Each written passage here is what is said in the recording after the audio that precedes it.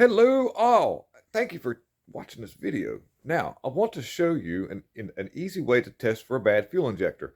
And this is a Jeep I'm working on. However, the procedure is, this is the basic procedure. It goes deeper if it's not the injector itself. We'll talk about that in just a second here. Let me flip the camera around and I'll show you some of the things you need and how to do this real quick. What we have here is a Jeep 3.6 liter motor. Now, I tuned this thing up not long ago. It had a misfire on this cylinder. And that right here on this motor is number 3. We'll just throw that out the window because right now we're just, checking procedure on. Then, like I say, as long as you do this procedure, it works on all kind of other fuel injected vehicles. First things first is you don't use a regular test light. A lot of times you need a certain light load. And I prefer an incandescent bulb. These have a filament, but they're a light load filament. They make LED versions of these, but they don't load the circuit very well. I want something that actually puts a load on the circuit similar to the coil that's in that injector right there, because I want to know if there's a solder joint bad on the board, or is there a weak spot in the wire. And a lot of times when you run a light load test circuit, you never put the actual circuit under strain to see if it drops out. So just as something I prefer is like I say, incandescent bulb versus LED, just because it has a little more current draw, but not enough to where it damages the ECM, but loads the circuit properly. All right, so we have a Noid light set like that here, and I've unplugged it from the injector, and I used a little pick that was kind of looked like this light right here, but in a smaller version. It could get underneath it and pick up on the tab that keeps it locked in. And you can do that on the other injectors as well, because it has a lock right there, and that lock is very hard to release when it's way down in that corner. I even tried to get it to release, but I couldn't, so I just got underneath the latch tab.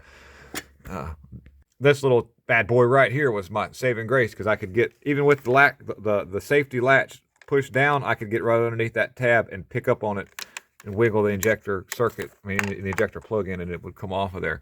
So now what we've got it plugged in. Let's test to see if we're getting a signal from the ECM. Okay, so we're going to start the vehicle.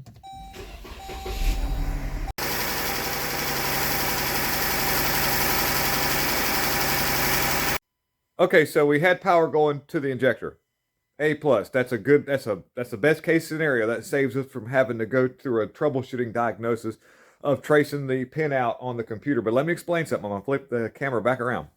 To give you a quick rundown of what is going on here, you'll have, if you take this Noid light out and you turn the switch to the on position, just not the vehicle running, you'll get a 12-volt constant signal on one wire, and then the other will be nothing there at all. Now, that's actually kind of what you want, because it's not open in the injector. The computer will ground the negative side of either one of these pins. I'm pointing at a pin, but not giving. I don't know which one is ground. I'd have to pin it out. You would use a multimeter that's digital. That's nice because it turns a light load, and look for power on that circuit.